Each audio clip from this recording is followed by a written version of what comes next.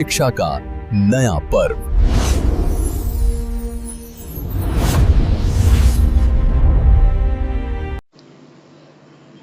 छत्तीसगढ़ जय जवाहर संगवारी हो। स्वागत है आप सभी का नवपर्व एकेडमी में। मेरा नाम है नवीन मिंझाड़ीकर और जैसे कि आप सभी को पता है, हम छत्तीसगढ़ शिक्षक भर्ती की एक सीरीज लेकर के आए हैं जिसमें हम छत्तीसगढ़ शिक्षक भर्ती की तैयारी इस चैनल में आपको फ्री ऑफ कॉस्ट कराने वाले हैं, जिसकी शुरुआत हमने एक महत्वपूर्ण विषय जो कि है बाल विकास एवं शिक्षा शास्त्र यानी कि CDP से हमने स्टार्ट किया है।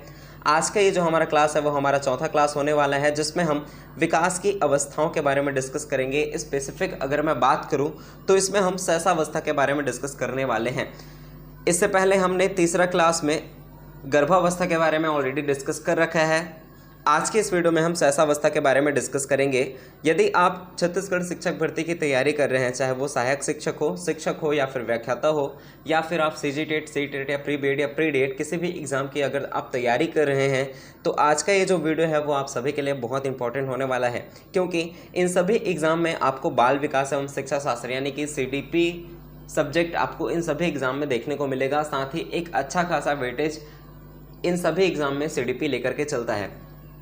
इस वीडियो की एक और इम्पॉर्टेंट चीज़, इसमें हमने जिस तरह के व्यापमय भी प्रश्न पूछता है, कथन कारण वाले प्रश्न, कूट वाले प्रश्न, अरेंज करने वाले प्रश्न, उन सभी प्रश्नों को ध्यान में रखते हुए ये वीडियो डिज़ाइन किया है। सारे प्रश्न आपको वैसे ही देखने को मिलेगा जिस तरह के आपको एग्जाम हॉल में देखने को मिलता है। तो आज का ये जो वीडियो है वो आप सभी के लिए बहुत इंपॉर्टेंट होने वाला है। तो चलिए बिना किसी देरी के आज का जो हमारा वीडियो है वो हम स्टार्ट कर लेते हैं। ध्यान रखेंगे ये हमारा चौथा क्लास है, ठीक है। इससे पहले हमने 3 क्लास ऑलरेडी अपलोड कर रखे हैं, जिसमें हमारा तीसरा क्लास था गर्भावस्था के बारे में। अगर आपने प्रीवियस क्लासेस नहीं देखी हैं तो डिस्क्रिप्शन बॉक्स में लिंक है, जाकर के वीडियो ज़रूर देख लेना, या फिर आप मेरे चैनल पर विजिट करेंगे, वहाँ आपको प्लेलिस्ट मिल जाएगा जहाँ से जाकर के आप सारे वीडियो को आसानी से देख सकते हैं। और एक चीज़ आपको ध्यान में रखना है, मैं सुबह 9 बजे, ठीक है, 9 AM यानी कि 9 बजे सुबह वीडियो लेकर के आता हूँ, CDP का क्लास में लेकर के आता हूँ। तो टाइम का ध्यान रखना, सुबह 9 बजे आपको डेली CDP की क्लास आपको इस चैनल में देखने को मिलेगा। तो चैनल को सब्सक्राइब कर लीजिए, बेल आइकन ऑन कर लीजिए, जिससे आप नए वीडियो के नोटिफिकेशन पा सके। चलिए शुरू करते हैं आज का हमारा वीडियो, जिसमें पहला प्रश्न में दिया गया है कथन कारण वाला। कथन में दिया गया है सहसावस्था में बच्चे का शारीरिक और मानसिक विकास अत्यधिक तीव्र गति से होता है। कारण में दिया गया है इस अवस्था में बच्चा अपने पर्यावरण से अंतः क्रिया करके बहुत तेजी से चीज़ें सीखता है। मैं आपको सभी प्रश्नों में 10 सेकंड का समय दूंगा, जिससे आप अपना आंसर कमेंट कर सकें और चेक कर सकें कि आपका जो आंसर है वो सही है या नहीं। तो कमेंट ज़रूर करना, अपने नॉलेज को चेक कर लीजिए। अगर आपकी तैयारी हो चुकी है तो इसे एक प्रैक्टिस सेट मान करके चलिए। अगर आपकी तैयारी नहीं हुई है तो इस चैनल से जुड़ जाइए। शुरू से आपको सभी चीज़ें इस चैनल में आपको कराई जाएंगी, सभी तैयारी आपको इस चैनल में कराने वाली है। चलिए, तो इसका जो करेक्ट आंसर हो जाएगा वो हो जाएगा ऑप्शन नंबर A। देख लेते हैं। कथन में दिया गया है सहसावस्था में बच्चे का शारीरिक और मानसिक विकास अत्यधिक तीव्र गति से होता है। ये जो पॉइंट है वो एकदम करेक्ट है। कारण में दिया गया है इस अवस्था में बच्चा अपने पर्यावरण से अंतःक्रिया करके बहुत तेजी से चीज़ें सीखता है। ये जो दोनों पॉइंट है वो दोनों करेक्ट है। साथ ही जो कारण है वो कथन की सही व्याख्या करता है, इसलिए ऑप्शन नंबर A इसका करेक्ट आंसर होगा। कथन कारण दोनों सही हैं, साथ ही कारण कथन की सही व्याख्या करता है। चलिए आगे बढ़ें। नेक्स्ट हमें क्वेश्चन दिया गया है सहसावस्था की विशेषताओं के संबंध में निम्नलिखित कथनों पर विचार कीजिए। एक इंपॉर्टेंट क्वेश्चन आपको यहाँ पे देखने को मिल रहा है। सहसावस्था, ध्यान रखेंगे, सहसावस्था की विशेषताओं के बारे में आपसे पूछा जा रहा है। सहसावस्था की कौन कौन सी विशेषताएं होती हैं। चलिए, पहला दिया गया है इस अवस्था में शिशु मुख्य रूप से आत्म केंद्रित होता है। दूसरा दिया गया है मूल प्रवृत्त्यात्मक व्यवहार इस अवस्था की मुख्य विशेषता है। तीसरा दिया गया है इस अवस्था में अमूर्त चिंतन की शुरुआत होती है। क्या हो जाएगा करेक्ट आंसर। तो इसमें जो पहला पॉइंट दिया गया है इस अवस्था में शिशु मुख्य रूप से आत्म केंद्रित होता है, ये जो पॉइंट है वो एकदम करेक्ट है, ठीक है। दूसरा देखते हैं मूल प्रवृत्त्यात्मक व्यवहार इस अवस्था की मुख्य विशेषता है, ये भी पॉइंट एकदम करेक्ट है। अब क्या होता है मूल प्रवृत्त्यात्मक व्यवहार वो समझ लेते हैं। सहसावस्था में जो बच्चा होता है वो क्रियाकलाप मूल प्रवृत्त्यात्मक होते हैं। जैसे जब उसे भूख लगता है तो बच्चा जो है वो रोने लगता है, ठीक है, या फिर जब उसे गुस्सा आता है तो वो अपने हाथ पैर को पटकने लगता है। ये उसकी मूल प्रवृत्त्यात्मक व्यवहार है। ये चीज़ें आपको ध्यान में रखनी है। ठीक है, तो ये दोनों पॉइंट जो है वो एकदम करेक्ट है। तीसरा देखते हैं, इस अवस्था में अमूर्त चिंतन की शुरुआत होती है। अमूर्त चिंतन, पहले आप ये समझ ले कि अमूर्त चिंतन होता क्या है। अमूर्त चिंतन कहने का मतलब ये है, अगर कोई वस्तु मेरे सामने नहीं है और मैं उसके बारे में सोच रहा हूँ तो मैं उस चीज़ के बारे में अमूर्त चिंतन कर रहा हूँ। जैसे भविष्य के बारे में सोचना, ये अमूर्त चिंतन है। क्या 1 से 5 साल का बच्चा यानी कि सहसावस्था का बच्चा अमूर्त चिंतन कर पाएगा? तो नहीं, सहसावस्था में अमूर्त चिंतन नहीं होता है। अमूर्त चिंतन मुख्य रूप से विशेषता है किसकी? किशोरावस्था की। तो ये तीसरा पॉइंट यहाँ पे इनकरेक्ट हो जाएगा, इसलिए ऑप्शन नंबर सी इसका करेक्ट आंसर होगा। पहला और दूसरा जो कथन है वो एकदम करेक्ट है। आई होप कि चीज़ें आपको समझ में आ रही होंगी। अब हम सहसावस्था से रिलेटेड और इम्पॉर्टेंट जो विशेषताएं हैं वो देख लेते हैं, ठीक है। जैसे सहसावस्था की पहली और दूसरी विशेषता आपको समझ में आ गई, ये आत्म केंद्रित होता है और मूल प्रवृत्त्यात्मक व्यवहार इसकी विशेषता है। इसके अतिरिक्त सहसावस्था में जो विकास की प्रक्रिया है वो तीव्र गति से होती है। मतलब इसमें जो विकास है, जैसे हमने प्रीवियस क्वेश्चन में देखा, सहसावस्था में शारीरिक, मानसिक और आध्यात्मिक अत्यधिक विकास, शारीरिक, मानसिक और विकास जो है वो अत्यधिक होती है, तीव्र गति से होता है। तो ये इसकी एक विशेषता यहाँ पे आपको देखने को मिल गई और दो विशेषता यहाँ पे है, ठीक है। ये और ये तीन चीज़ें आपको समझ में आ गई। अब इसके अतिरिक्त और चीज़ें देख लेते हैं। जैसे इसकी एक विशेषता होती है आत्म प्रेम। इस समय क्या होता है, सहसावस्था का जो बच्चा होता है, इस समय जो शिशु है यानी कि जो बच्चा है वो माता पिता भाई बहन का प्रेम प्राप्त करना चाहता है, ठीक है। आप अपने आसपास देखे होंगे सहसावस्था का बच्चा, जैसे छोटा सा बच्चा है, ठीक है, 1 से 3 वर्ष, लगभग इतने वर्ष का अगर कोई बच्चा है जिसको हम सहसावस्था के अंतर्गत काउंट करते हैं, अब उसके सामने, जैसे मेरे घर का कोई बच्चा है, अब उसके सामने मैं किसी और बच्चे को मैं अपने गोद में उठाऊं तो वो जो मेरे घर का बच्चा है, ठीक है, वो उन चीज़ों को घृणा करने लगेगा। मतलब जो दूसरा बच्चा जिसको मैं गोद में लेकर के आया हूँ उसके प्रति वो घृणा करने लगेगा, मतलब उससे वो ईर्ष्या करने लगेगा, उस पर वो गुस्सा करने लगेगा, ठीक है। इससे क्या समझ में आ रहा है, जो सहसावस्था का बच्चा होता है, जो शिशु होता है, वो माता पिता भाई बहन का प्रेम प्राप्त करना चाहता है, ठीक है। ये चीज़ें आपको समझ में आ गई। अब इसके अतिरिक्त और चीज़ें, एक इम्पॉर्टेंट चीज़ पूछा जाता है, इसमें पुनरावृत्ति की प्रवृत्ति होती है। सहसावस्था का जो बच्चा होता है यानी कि जो शिशु होता है उसमें पुनरावृत्ति की प्रवृत्ति होती है। इस अवस्था में बच्चा जो है चीज़ों को दोहराने लगता है, ठीक है। तो ये जो है उनकी विशेषताएं हैं, ये सभी चीज़ें आपको ध्यान में रखनी है। चलिए हम आगे बढ़ें, चलिए आगे बढ़ते हैं। आई होप कितनी चीज़ें आपको समझ में आ गई होंगी। मैंने क्या क्या चीज़ें बताई। पहला, इसमें जो विकास की प्रक्रिया है वो तीव्र गति से होती है, ये इसकी पहली विशेषता है। दूसरी विशेषता, आत्म केंद्रित होता है। तीसरा, मूल प्रवृत्त्यात्मक व्यवहार करता है। चौथा, आत्म प्रेम की भावना होता है, ठीक है। इतनी चीज़ें आपको समझ में आ गई होंगी। और एक मैंने यहाँ पे आपको बताया था, पुनरावृत्ति की प्रवृत्ति, ठीक है। इस अवस्था में शिशु में दोहराने की प्रवृत्ति अधिक प्रबल होती है। इतनी चीज़ें आपको समझ में आ गई होंगी, आई होप। अगर आपको समझ में आ गई है तो वीडियो को लाइक कर देना, कमेंट करके ज़रूर बताना वीडियो आपको कैसे लग रही है। चलिए हम आगे बढ़ें। नेक्स्ट हमें क्वेश्चन दिया गया है, सहसावस्था में भाषा विकास के चरणों का सही क्रम क्या है। सहसावस्था के बारे में पूछा जा रहा है फिर से, भाषा विकास के चरणों का सही क्रम। ये अभी हाल में जो एग्ज़ाम हुआ है CG टेट, उसमें ये पूछा गया था, ठीक है। तो इम्पॉर्टेंट चीज़ें हैं, सारी चीज़ें वो आपको ध्यान में रखनी है। चलिए अपना आंसर बताएंगे, क्या हो जाएगा इसका करेक्ट आंसर। सहसावस्था में भाषा विकास की प्रक्रिया जो चरण है उसके बारे में आपको पूछा जा रहा है। क्या है इसका चरण, जैसे इसको एग्जांपल से समझिए, या आपने आसपास अपने देखे ही होंगे। जैसे जब बच्चा जन्म लेता है, ठीक है, जब कोई बच्चा जन्म लेता है तो वो सबसे पहले क्या करता है, रोता है। तो यो सबसे पहले वो रोता है, ठीक है। तो ये रोना यहाँ पे दिया गया है पहले पॉइंट पर, यहाँ पे दिया गया है। ये दोनों ऑप्शन हम कट कर देंगे क्योंकि यहाँ पे रोना नहीं दिया गया है। उसके बाद रोने के बाद वो क्या करता है, कूकता है, ठीक है।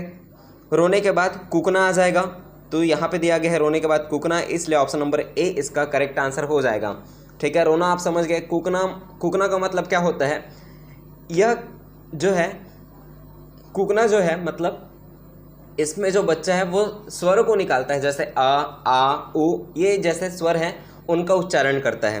तो रोने के बाद वो कूकना इसका चरण होगा अगला। उसके बाद बलबलाना, ठीक है, बबलिंग करता है। इसमें क्या होता है, जैसे मामा, पापा, दादा, ऐसे 2 वर्ड को वो जोड़ लेता है, ठीक है। इसमें बच्चा जो है वो स्वर और व्यंजन को मिलाता है। इसमें क्या हो रहा था, केवल स्वर को मिला रहा था, जैसे अ, आ, उ, ऐसा जो बच्चा आवाज़ निकालता है वो होता है कूकना। अब इसमें चीज़ों को मिला देता है, स्वर और व्यंजन को मिला रहा है, जैसे बाबा, दादा, मामा, ये हो जाएगा बलबलाना। उसके बाद वो एक शब्द वाले वाक्यों का उच्चारण करता है, जैसे पानी। अब जैसे छोटा बच्चा जब पानी बोलता है तो इसका मतलब ये है कि वो पानी मांग रहा है, तो ये इसका सही क्रम होगा। सबसे पहले वो रोता है, ठीक है। भाषा विकास का अगर चरण पूछे तो सबसे पहले आ जाएगा रोना, उसके बाद आ जाएगा कूकना, उसके बाद बलबलाना, उसके बाद एक शब्द वाले वाक्य। तो ऑप्शन नंबर ए इसका करेक्ट आंसर होगा। चलिए आगे बढ़ते हैं। नेक्स्ट हमें क्वेश्चन दिया गया है, सूची 1 में दिया गया है मनोवैज्ञानिक और सूची 2 में दिया गया है सहसावस्था के संदर्भ में परिभाषा। सम्मिलित करना है, इंपॉर्टेंट है, ठीक है। ऐसे ही प्रश्न आपको देखने को मिलेगा एग्जाम हॉल में। चलिए, मनोवैज्ञानिक और उनके परिभाषा, इसको आपको मिलान करना है। जैसे वैलेंटाइन, ये एक मनोवैज्ञानिक है, इन्होंने क्या परिभाषा दी है सहसावस्था के बारे में, ये आपको बताना है।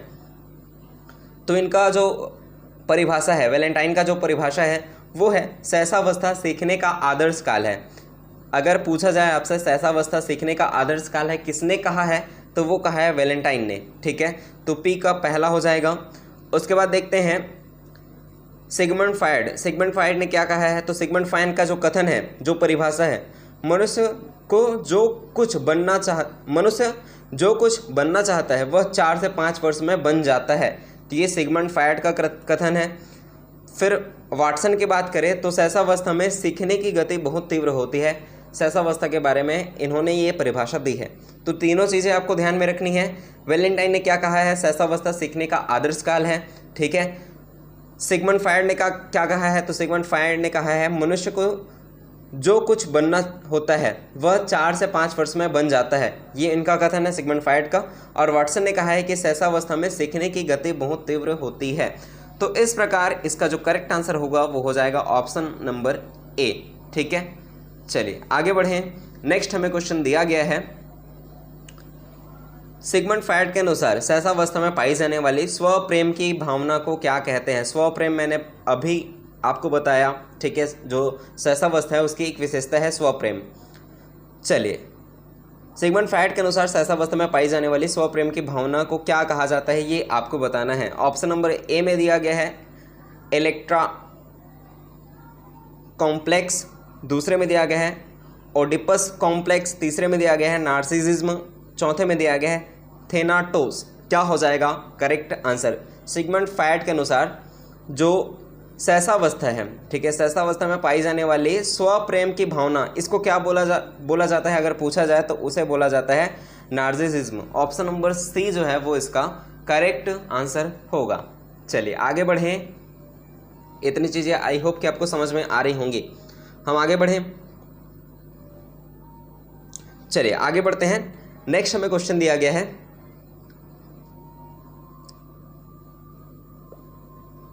कथन दिया गया है सहसावस्था 0 से 2 वर्ष के दौरान तार्किक चिंतन अपने चरम पर होता है। कारण दिया गया है जिन पैसे के अनुसार यह संवेदी गामक अवस्था होती है। क्या हो जाएगा करेक्ट आंसर। तार्किक चिंतन की बात हो रही है, सहसावस्था, इसमें वर्ष दिया गया है 0 से 2 वर्ष। क्या 0 से 2 वर्ष का बच्चा तार्किक चिंतन कर पाएगा, तर्क कर पाएगा किसी चीज़ को लेकर के? तो वो जो पॉइंट है वो तो एकदम इनकरेक्ट है। सहसावस्था यानी कि 0 से 2 वर्ष के दौरान बच्चा जो है वो तार्किक चिंतन नहीं कर पाता। और इसमें दिया गया है कि तार्किक चिंतन अपने चरम पर होता है, जो कि इनकरेक्ट है, ठीक है। इसमें तार्किक चिंतन बच्चा जो है वो नहीं कर पाता। आगे बढ़ें। कारण में दिया गया है जिन प्याजे के अनुसार यह संवेदी गामक अवस्था होती है। जो सहसावस्था है वो जिन प्याजे के अनुसार संवेदी गामक अवस्था होती है। तो ये जो पॉइंट है वो तो करेक्ट है। इस प्रकार कथन जो है वो गलत है, कारण जो है वो सही है, जो कि हमें ऑप्शन नंबर डी में दिया गया है। इसलिए ऑप्शन नंबर डी जो है वो इसका करेक्ट आंसर होगा। ध्यान रखेंगे, सहसावस्था में बच्चा तर्क नहीं लगा सकता है। तर्क करने की क्षमता किसमें आती है? बाल्यावस्था के बाद, ठीक है। ये चीज़ें आपको ध्यान में रखनी हैं। चलिए हम आगे बढ़ें। नेक्स्ट हमें क्वेश्चन दिया गया है, नवजात शिशु में गामक विकास यानी कि मोटर डेवलपमेंट के बारे में क्या सही है। गामक विकास के बारे में पूछा जा रहा है। ऑप्शन नंबर ए में दिया गया है, यानी कि पहले पॉइंट में दिया गया है विकास का क्रम सिर से पैर की ओर होता है। दूसरा दिया गया है विकास का क्रम केंद्र से बाहर की ओर होता है। क्या हो जाएगा करेक्ट आंसर?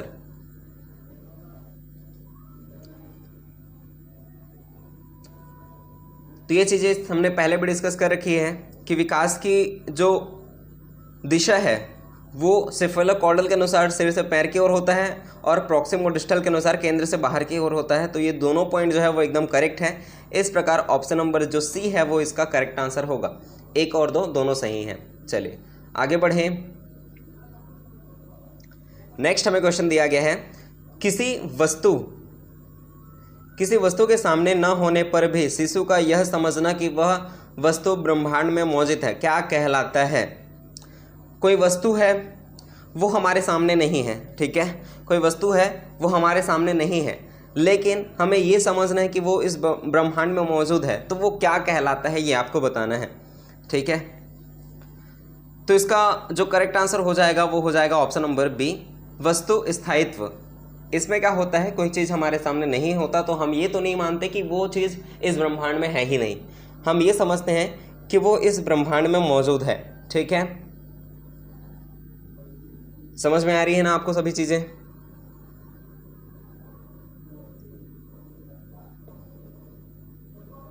चलिए बाकी चीज़ों को भी हम डिस्कस कर लेते हैं।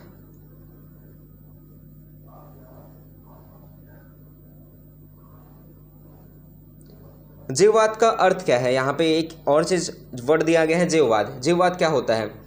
जीववाद में जैसे शैशवावस्था का बच्चा होता है, जो शिशु होता है, उसमें जीववाद पाया जाता है। वो क्या समझता है कि जो निर्जीव चीज़ है जैसे बादल हो गया, हवा हो गया, खिलौना, उन सभी चीज़ों को वो सजीव समझने लगता है। ये होता है जीववाद, ठीक है। अब वस्तु स्थायित्व तो समझ गए आप, जो सामने वस्तु हमारे पास नहीं दिखाई दे रहे लेकिन वो इस ब्रह्मांड में मौजूद है, ये हम ये समझते हैं, तो वो होता है वस्तु स्थायित्व। केंद्रीकरण की आप समझते होंगे, किसी चीज़ की सिर्फ एक ही विशेषता पर ध्यान देना, ये होता है केंद्रीकरण, ठीक है। संरक्षण की मैं बात करूं तो किसी वस्तु का रूप बदलने पर भी उसकी मात्रा समान रहती है, यह समझना, ये होता है संचरण, ठीक है। ये जो है बाल्यावस्था में आपको देखने को मिलेगा, ये चीज़ें आपको ध्यान में रखनी है, ठीक है। तो इसमें हमें पूछा जा रहा था कि किसी वस्तु के सामने न होने पर भी शिशु का यह समझना कि वह वस्तु ब्रह्मांड में मौजूद है, तो ये कहलाता है वस्तु स्थायित्व। ऑप्शन नंबर बी जो है वो इसका करेक्ट आंसर होगा। आगे बढ़ें, चलिए आगे बढ़ते हैं। नेक्स्ट हमें क्वेश्चन दिया गया है, एरिक्सन के मनोसामाजिक विकास के सिद्धांत के अनुसार शैशवावस्था 0 से लेकर के 1.5 वर्ष का मुख्य संकट क्या है। एरिक्सन एक मनोवैज्ञानिक है, इन्होंने मनोसामाजिक विकास के सिद्धांत के अनुसार शैशवावस्था के यानी कि 0 से 1.5 वर्ष का मुख्य संकट किसे बतलाया है, ये आपको बताना है। चलिए बताएंगे, अपना आंसर कमेंट करेंगे। ऑप्शन नंबर में ए में दिया गया है स्वायत्तता बनाम शर्म, दूसरा दिया गया है विश्वास बनाम अविश्वास, तीसरा दिया गया है पहल बनाम ग्लानि, चौथे दिया गया है पहचान बनाम भूमिका भ्रांति। क्या हो जाएगा करेक्ट आंसर? क्या है शैशवावस्था का 0 से 1.5 वर्ष का मुख्य संकट? जल्दी से अपना आंसर बताएंगे, क्या हो जाएगा करेक्ट आंसर?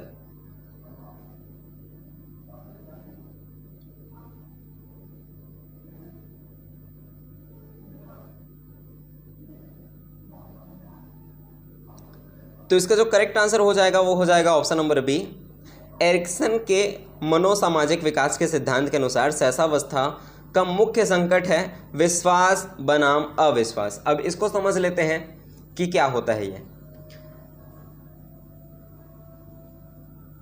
इस अवस्था में जो बच्चा होता है, जो शिशु होता है, इस अवस्था में बच्चे को माता पिता से पूरा प्यार और समय पर दूध खाना पीना मिलता है और उससे दुनिया के प्रति विश्वास आता है। अगर उसकी अनदेखी की जाए तो वह अविश्वास का शिकार हो जाता है। क्या होता है, विश्वास बनाम अविश्वास, इसका मुख्य संकट होता है शैशवावस्था का। इसमें क्या होता है, जो बच्चा है वो पूरी तरह से माता पिता पर निर्भर है। अब माता पिता का ये दायित्व है कि वो उस बच्चे के पूरा प्यार दे उस बच्चे को और उसे समय समय पर खाना पीना दे, मतलब उसका पूरा ध्यान रखे।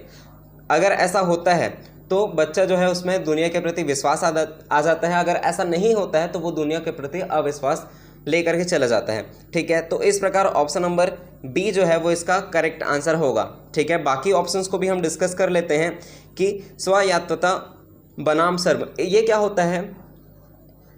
इसमें जो जैसे ये होता है 1.5 वर्ष से 3 वर्ष में, ठीक है, 1.5 वर्ष से 3 वर्ष में होता है। इसमें क्या होता है, जो बच्चा होता है वो खुद से शौचालय जाना या कपड़ा पहनना सीखता है। ये होता है स्वायत्तत्व बनाम शर्म। ठीक है, विश्वास बनाम अविश्वास ये आप समझ गए होंगे। ठीक है, 0 से 1.5 वर्ष। स्वायत्तता बनाम शर्म भी आप समझ गए, ये 1.5 वर्ष से 3 वर्ष। इसमें क्या होता है, बच्चा स्वयं से शौचालय जाता है या स्वयं से कपड़ा पहनना सीख जाता है। इसको हम क्या बोलते हैं, तो उत्तर शैशव अवस्था बोलते हैं। ठीक है, ये चीज़ें आपको ध्यान में रखनी है।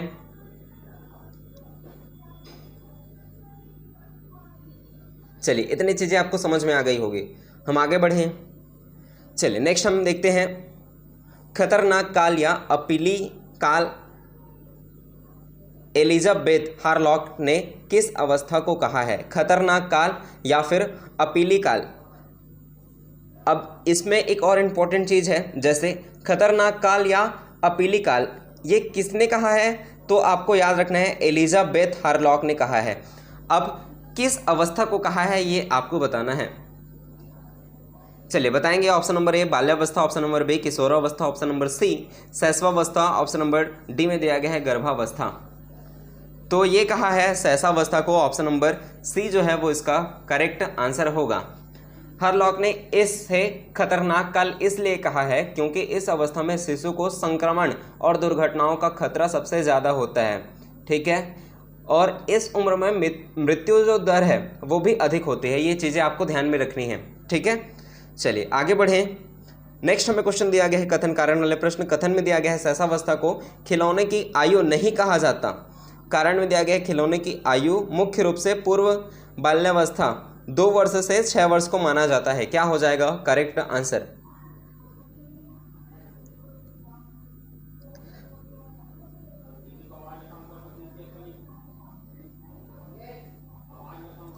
चलिए देखते हैं। शैशवावस्था को खिलौने की आयु नहीं कहा जाता, ये तो पॉइंट एकदम करेक्ट है। खिलौने की आयु शैशवावस्था को नहीं कहा जाता है, जो कि यहाँ पे बोला गया है वो एकदम करेक्ट है, क्योंकि खिलौने की आयु मुख्य रूप से पूर्व बाल्यावस्था को कहा जाता है, जो कि 2 से 6 वर्ष को माना जाता है। ठीक है, तो कथन सही है, कारण भी सही है। कारण कथन की सही व्याख्या भी करता है। तो इस प्रकार इसका जो करेक्ट आंसर होगा वो हो जाएगा ऑप्शन नंबर ए। कथन कारण दोनों सही है, साथ ही कारण कथन की सही व्याख्या करता है। अगर आपको कथन कारण इसमें कन्फ्यूज़न होता है तो आप ये चेक कर सकते हैं कि कथन कारण अगर दोनों सही हैं तो कथन कारण जो है वो कथन की सही व्याख्या करता है या नहीं। इसको चेक करने के लिए आप कथन और कारण के बीच में एक वर्ड यूज़ कर सकते हैं, जो कि है क्योंकि।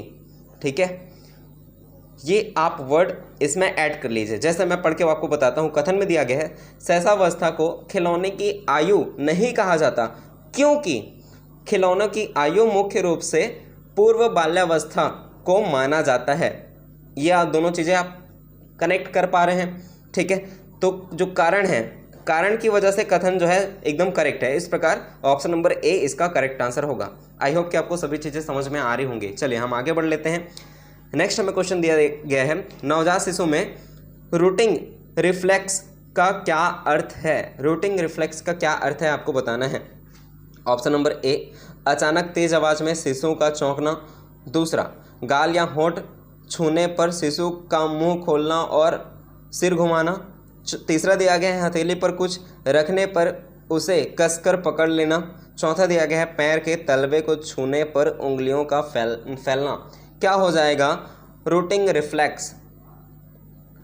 नवजात शिशु में रूटिंग रिफ्लेक्स का अर्थ क्या होता है ये आपको बताना है।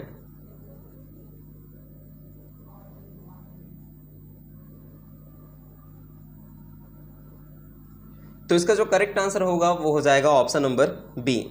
गाल या होंठ को छूने पर शिशु का मुंह खोलना और सिर घुमाना, ये होता है रूटिंग रिफ्लेक्स। ठीक है, इसको हम बोलते हैं रूटिंग रिफ्लेक्स।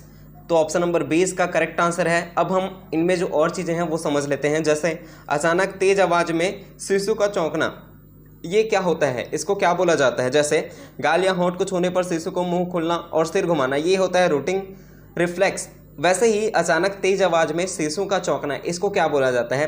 तो इसको बोला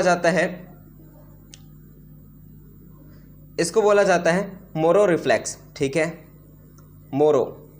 मोरो रिफ्लेक्स इसको बोला जाता है। मोरो रिफ्लेक्स अगर आपको पूछा जाए तो वो होता है अचानक से तेज आवाज़ में शिशु का चौंकना, ये होता है मोरो रिफ्लेक्स। ठीक है,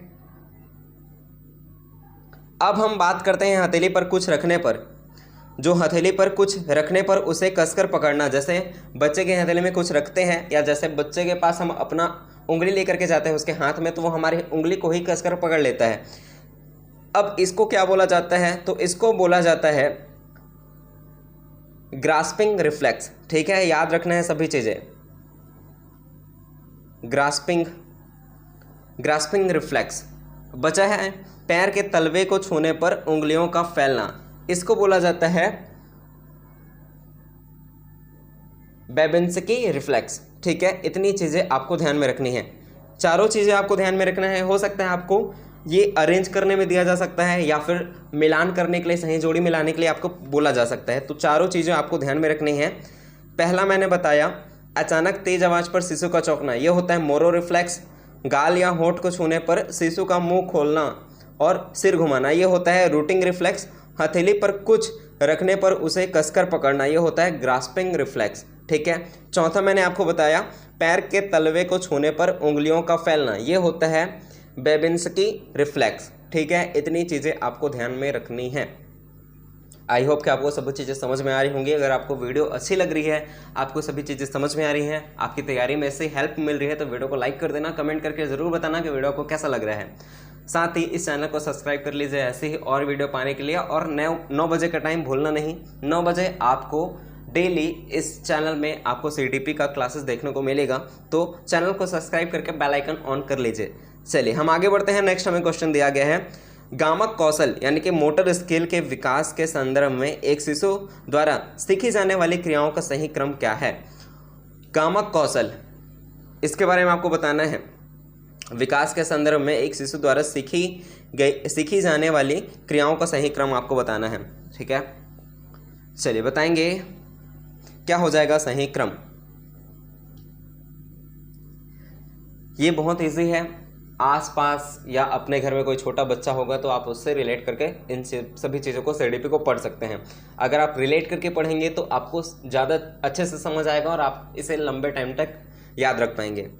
गामक कौशल, जैसे छोटा कोई बच्चा होता है, ठीक है, उसे आपने देखा होगा कि सबसे पहले बच्चा क्या होता है, वो बैठना शुरू करता है। ठीक है, सबसे पहले जो बच्चा है वो बैठना शुरू करता है, उसके बाद घुटने के बल चलना शुरू करता है, उसके बाद खड़ा होना शुरू करता है, उसके बाद वो चलता है। ठीक है, इसे आप ऑप्शन से भी आसानी से सॉल्व कर सकते थे। जैसे कोई बच्चा होता है वो डायरेक्ट घुटनों पर चलना शुरू नहीं करता, तो ये तो बी तो ऐसे ही कट जाएगा। बच्चा जो है वो शुरू में खड़ा नहीं होता, बैठता है वो शुरू में, उसके बाद वो घुटने के बल चलता है, सीधा डायरेक्ट खड़ा नहीं होता। ठीक है, तो ये तीनों ऑप्शन ऐसे ही कट गए। ऑप्शन नंबर ए इसका करेक्ट आंसर हो जाएगा। बच्चा सबसे पहले बैठता है, उसके बाद घुटनों के बल चलता है, उसके बाद खड़ा होना सीखता है, उसके बाद वो पैरों पर चलना शुरू करता है। ठीक है, ऑप्शन नंबर ए जो है वो इसका करेक्ट आंसर होगा। चलिए आगे बढ़ते हैं। नेक्स्ट हमें क्वेश्चन दिया गया है, नवजात शिशु के सिर का आकार उसके पूरे सिर के कुल अनुपात का कितना प्रतिशत होता है? जो जन्म लेते ही जो बच्चा होता है, नवजात शिशु जो होता है, उसका जो सिर होता है, उसका जो आकार है पूरे शरीर के कुल अनुपात का कितना प्रतिशत होता है, ये आपको बताना है। जल्दी से अपना आंसर बताएंगे।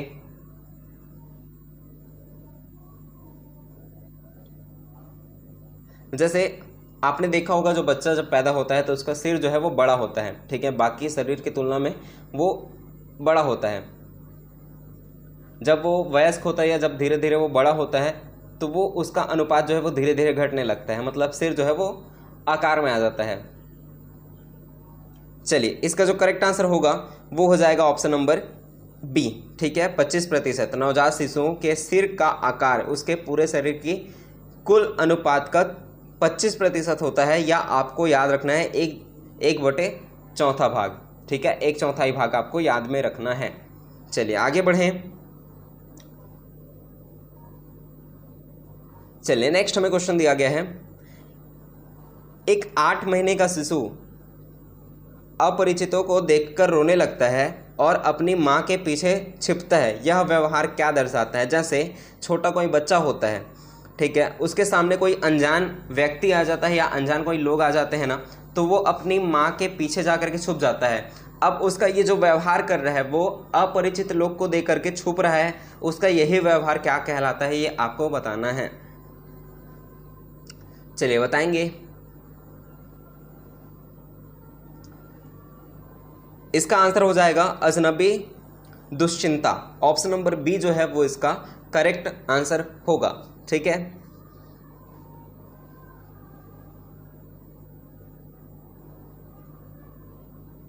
चलिए वियोग दुश्चिंता भी समझ लेते हैं। वियोग दुश्चिंता क्या होता है?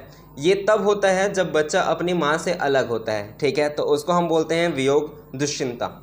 ठीक है, सामाजिक दुश्चिंता की मैं बात करूं तो यह बड़े बच्चों या वयस्कों में होता है जब वे स्टेज पर जाने या समाज में बोलने से डरते हैं, ये होता है सामाजिक दुश्चिंता। तीनों चीज़ें आपको ध्यान में रखनी है, तीनों इम्पॉर्टेंट है। मैं आपको सभी चीज़ें डिटेल में समझा रहा हूँ क्योंकि जो एग्ज़ाम है वो कैसे भी प्रश्न आपसे पूछ सकता है। इन सभी प्रश्नों को जो मैं बोल रहा हूँ उन्हीं को वो अरेंज करने के लिए बोला जा सकता है, या फिर मिलान करने के लिए, या फिर कथन कारण में आपसे पूछा जा सकता है। तो मैं जो बोल रहा हूँ उन सभी चीज़ों को ध्यान से सुनना, नोट करते हुए लेकर के चले, नोट करें साथ में और चीज़ों को समझें। कहीं पे भी आपको डाउट होता है तो कमेंट बॉक्स आपके लिए है, कमेंट ज़रूर करना, मैं आपके कमेंट का खुद रिप्लाई करूँगा। चलिए, कहीं पे भी समझ नहीं आता है तो कमेंट बेझिझक आप कर सकते हैं। सभी चीज़ें आपको समझ में आ गई। अजनबी दुश्चिंता, जब कोई अनजान व्यक्ति आ जाता है बच्चे के सामने तो वो अपनी माँ के पीछे जाकर के छुप जाता है, ये होता है अजनबी दुश्चिंता।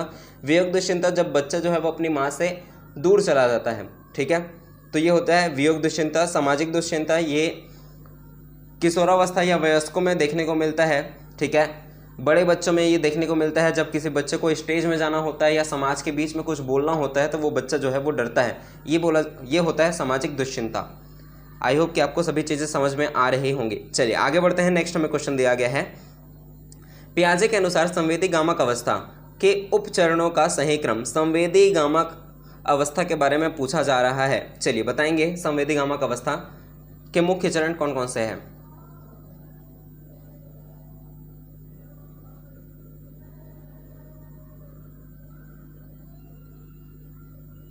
जल्दी से अपना आंसर बताएंगे। तो इसका जो करेक्ट आंसर हो जाएगा वो हो जाएगा ऑप्शन नंबर बी, यानी कि इसका जो क्रम होगा पहले नंबर में आपको देखने को मिलेगा प्रतिवर्ती क्रियाओं की अवस्था, ये आपको पहले नंबर में देखने को मिलेगा संवेदी गामक अवस्था के अंतर्गत। दूसरे नंबर में आपको प्राथमिक वृत्तीय अनुक्रियाएं ये देखने को मिलेगा। ठीक है, तीसरे नंबर में द्वितीयक वृत्तीय क्रियाएं ये देखने को मिलेगा। चौथे नंबर में आपको मिलेगा मानसिक संयोग द्वारा नए संसाधनों की खोज, ये हो जाएगा उसका सही क्रम। ठीक है, चलिए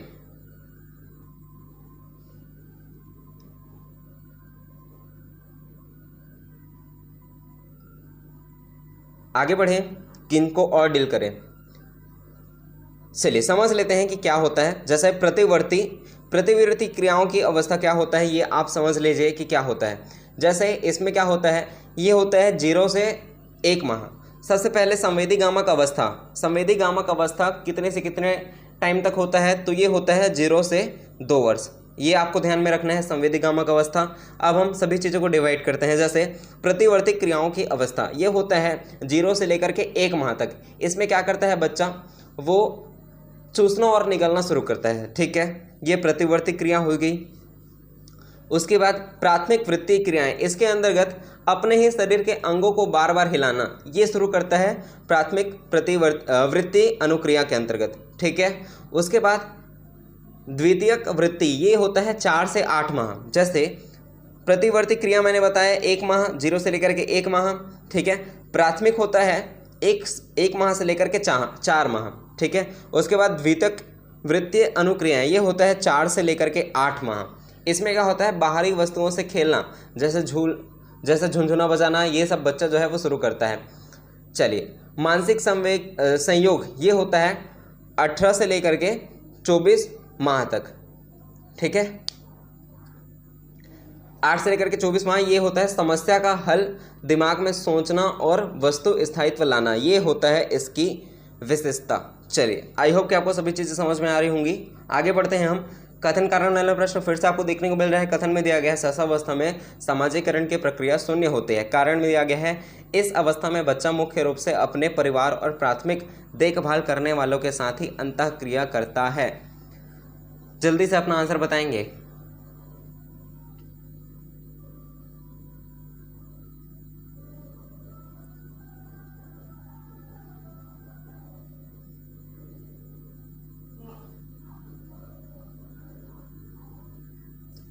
चलिए, इसमें जो कथन दिया गया है सहसावस्था में सामाजिकरण की प्रक्रिया शून्य होती है, ये जो पॉइंट है वो इनकरेक्ट है। सहसावस्था सामाजिकरण की प्रक्रिया शून्य होती है, ये जो पॉइंट है वो एकदम इनकरेक्ट है। क्यों? क्योंकि सामाजिकरण की शुरुआत क्या होता है, परिवार से ही होता है। जैसे बच्चा जो है वो अपनी माँ को मुस्कुराता देख करके खुद भी मुस्कुराता है। जो सामाजिक अंतःक्रिया का ये पहला कदम आपको देखने को मिलता है। तो इसमें जो कथन दिया गया है वो तो इनकरेक्ट है। कारण देख लेते हैं। इस अवस्था में बच्चा मुख्य रूप से अपने परिवार और प्राथमिक देखभाल करने वालों के साथ ही अंतःक्रिया करता है, ये जो पॉइंट है वो एकदम करेक्ट है, ठीक है। यानी कि कथन गलत है, कारण सही है। इस प्रकार ऑप्शन नंबर डी जो है वो इसका करेक्ट आंसर होगा। आगे बढ़ते हैं। नेक्स्ट हमें क्वेश्चन दिया गया है, निम्नलिखित में से कौन सा प्रतिवर्ती शिशु के पैर के तलवे को छूने या सहलाने पर उनकी उंगलियां के फैलने और फिर मुड़ने से संबंधित है। ये चीज़ें मैं आपको बता चुका हूँ, ठीक है। इसका आंसर आप मुझे कमेंट बॉक्स में करेंगे। सभी चीज़ों को आप लिख करके बताएंगे कि मोरो रिफ्लेक्स क्या होता है, ग्रास्पिंग रिफ्लेक्स क्या होता है, बेबेंस्की रिफ्लेक्स क्या होता है, सकिंग रिफ्लेक्स क्या होता है। ये सभी चीज़ें आप मुझे बताएंगे। ये सभी चीज़ें मैंने आपको ऑलरेडी बता रखी है।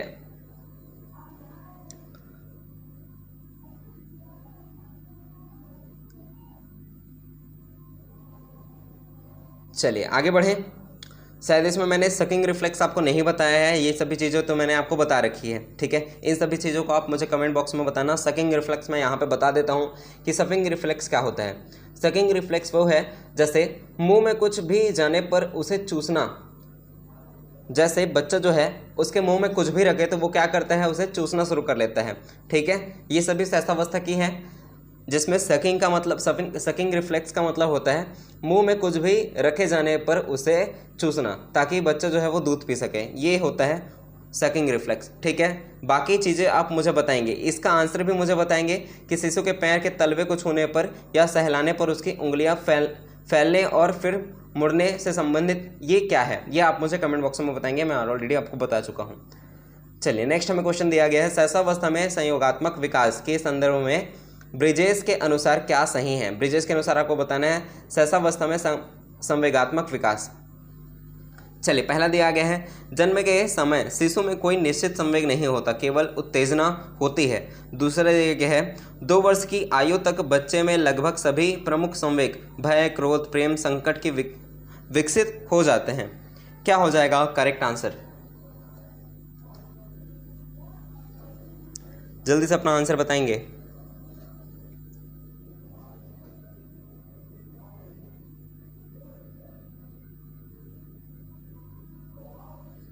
चलिए तो इसका जो करेक्ट आंसर हो जाएगा वो हो जाएगा ऑप्शन नंबर सी, यानी कि पहला और दूसरा जो दोनों पॉइंट है वो दोनों करेक्ट है।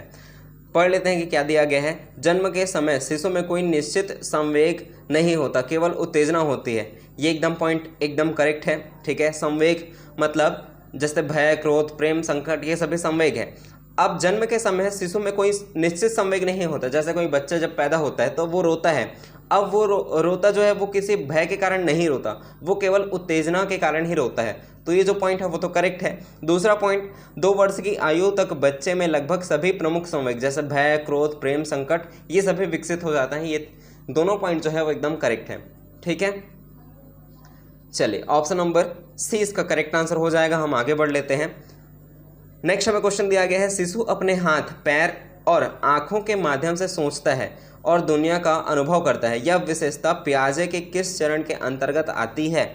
अगर आप मुझे कहेंगे तो मैं जिन पियाजे जैसे मनोवैज्ञानिक हैं, दार्शनिक हैं, उन पर एक वीडियो अपलोड कर दूंगा, ठीक है। जैसे आप मुझे बोलेंगे तो मैं उन पर थ्योरी क्लास भी अपलोड कर दूंगा। ये हम एमसीक्यू के जरिए सभी चीज़ों को सॉल्व कर रहे हैं। अगर आप कहेंगे तो मैं थ्योरी क्लास भी लेकर के आ जाऊंगा। चलिए इसका आंसर बताएंगे। शिशु अपने हाथ, पैर, आँख के माध्यम से सोचता है और दुनिया का अनुभव करता है। यह विशेषता पियाजे के किस चरण के अंतर्गत आती है? अपना आंसर बताएंगे तो ये हो जाएगा ऑप्शन नंबर सी, संवेदी गामक अवस्था, ठीक है। ये होता है संवेदी गामक अवस्था। ऑप्शन नंबर सी इसका करेक्ट आंसर होगा। जैसे शैशवावस्था यानी कि 0 से लेकर के 2 वर्ष। अब इस अवस्था में बच्चे के पास तो कोई भाषा नहीं होती है जिससे वो चीज़ों को समझे। तो इसमें क्या करता है, वो अपने हाथ, पैर, आँख इनके माध्यम से सोचता है और दुनिया का अनुभव करता है, ठीक है। 0 से 2 वर्ष के बच्चे के पास कोई भाषा या शब्द नहीं होते। उसका सोचना और समझना पूरी तरह से उसकी इंद्रियां जैसे हाथ, पैर, आँख इन पर निर्भर करता है, ठीक है। इस प्रकार ऑप्शन नंबर सी इसका करेक्ट आंसर होगा। हम आगे बढ़ते हैं। नेक्स्ट हमें क्वेश्चन दिया गया है, शिशु में जीववाद या अनिज्म की प्रवृत्ति देखी जाती है। इसका क्या अर्थ है? मैं स्टार्टिंग में आपको बता चुका हूं कि जीववाद क्या है, ठीक है। तो जीववाद जैसे निर्जीव वस्तुओं, जीववाद क्या होता है? निर्जीव वस्तु को सजीव मानने लगता है, ठीक है। निर्जीव वस्तु जैसे गुड़िया, तकिया, पंखा, इन सभी चीज़ों को वो क्या है, सजीव मानने लगता है। शिशु में जीववाद या अनिमिज्म की प्रवृत्ति देखी जाती है। इसका यही अर्थ है कि वो निर्जीव वस्तुओं को भी सजीव मानने लगता है। ऑप्शन नंबर बी इसका करेक्ट आंसर होगा। जैसे आपने देखा होगा, जब छोटे बच्चे खेलते हैं, जैसे गुड़िया वगैरह से जब खेलते हैं, तो वो जब खुद भी खाना खाते हैं ना, तो अपने बच्चों को, मतलब जो गुड़िया है उसको भी खाना खिलाते हैं कि उसे भूख लगी है, उसको भी नींद आ रही है, तो वो जो गुड़िया है उसको भी सजीव समझ रहे हैं जबकि वो निर्जीव है। ये होता है जीववाद, ठीक है। आई होप कि आपको सभी चीज़ें समझ में आ रही होंगे। चलिए नेक्स्ट हमें क्वेश्चन दिया गया है, जन्म के समय एक नवजात शिशु के दिल की धड़कन प्रति मिनट लगभग कितनी होती है? जन्म के समय पूछा जा रहा है। तो जन्म के समय जो नवजात शिशु होता है, ठीक है, उसकी दिल की धड़कन जो प्रति मिनट धड़कती है वो 140 बार प्रति मिनट धड़कती है। ऑप्शन नंबर बी इसका करेक्ट आंसर होगा, ठीक है।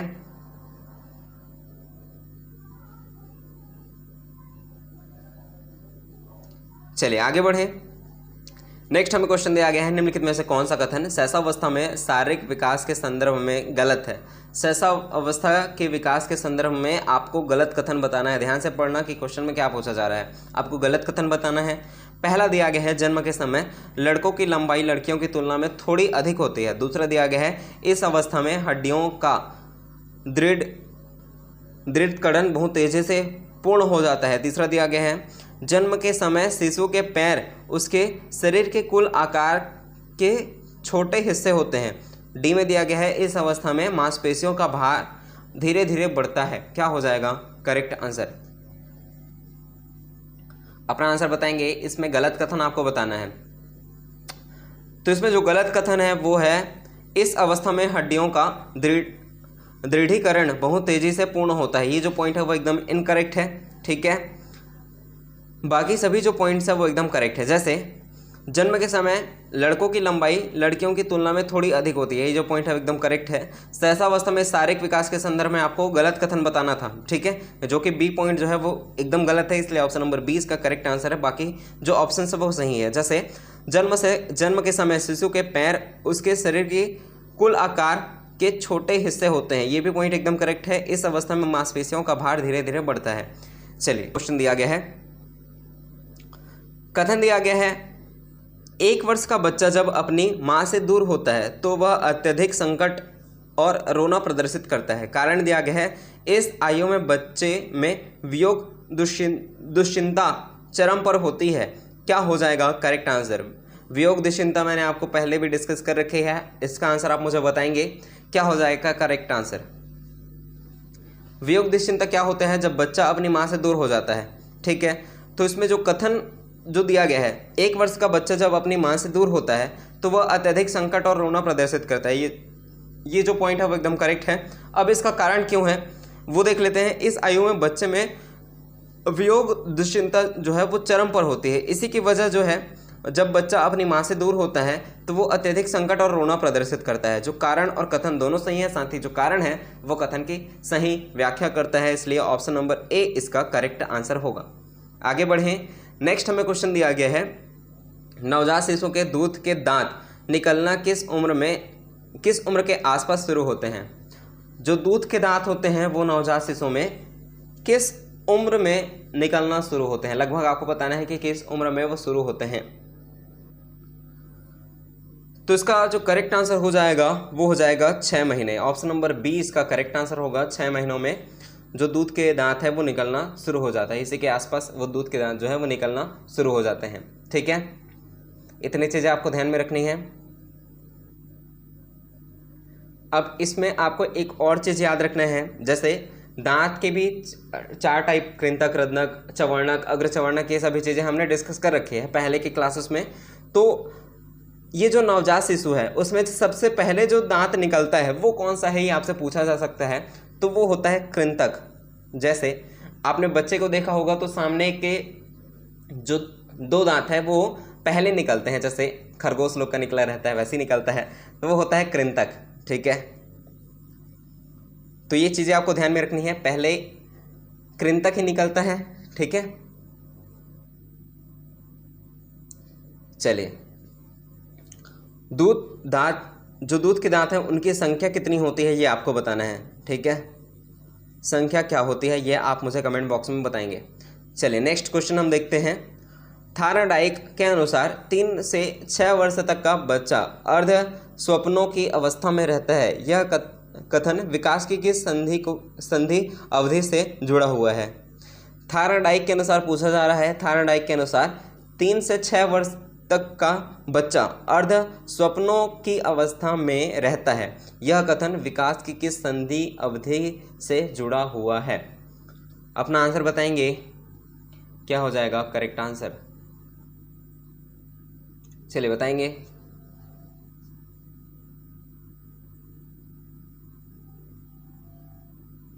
तो इसका जो करेक्ट आंसर हो जाएगा वो हो जाएगा उत्तर शैशवावस्था, ठीक है, या उसी को पूर्व बाल्यावस्था कहते हैं। ऑप्शन नंबर बी जो है वो इसका करेक्ट आंसर होगा, ठीक है।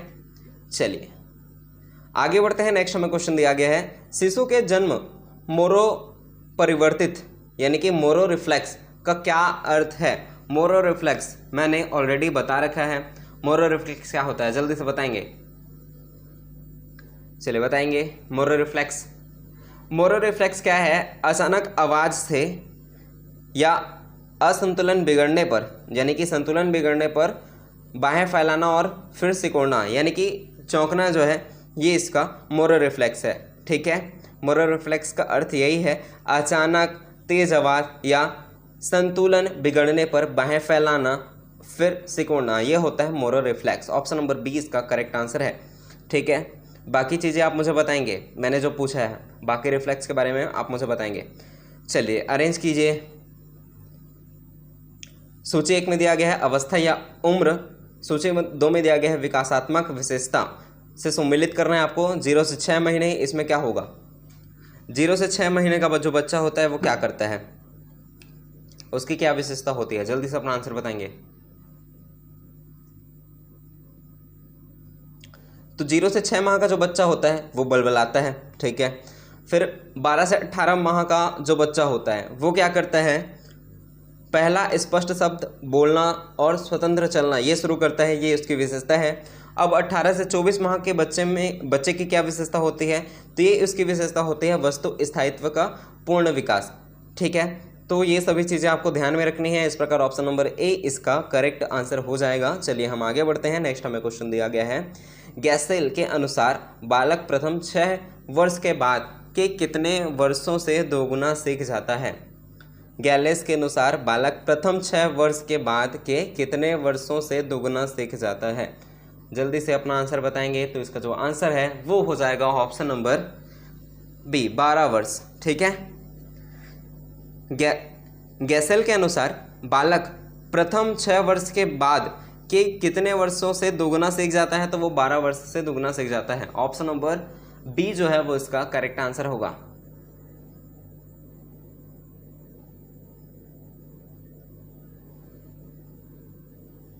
चलिए नेक्स्ट और लास्ट क्वेश्चन इस वीडियो का। शैशवावस्था में बच्चों के लिए प्ले स्कूल या जिसे बोला जाता है किंडरगार्टन शिक्षा पद्धति किस पर सबसे अधिक बल देती है? ऑप्शन नंबर ए, पाठ्य पुस्तकों को रटने पर। दूसरा, खेल, गामक क्रियाओं और इंद्रिय जनित अनुभव पर। तीसरा दिया गया है कड़े कॉपियों के होमवर्क पर या लिखित परीक्षाओं पर। इसका आंसर आप मुझे कमेंट बॉक्स में बताएंगे। आई होप आप इसका आंसर ज़रूर देंगे।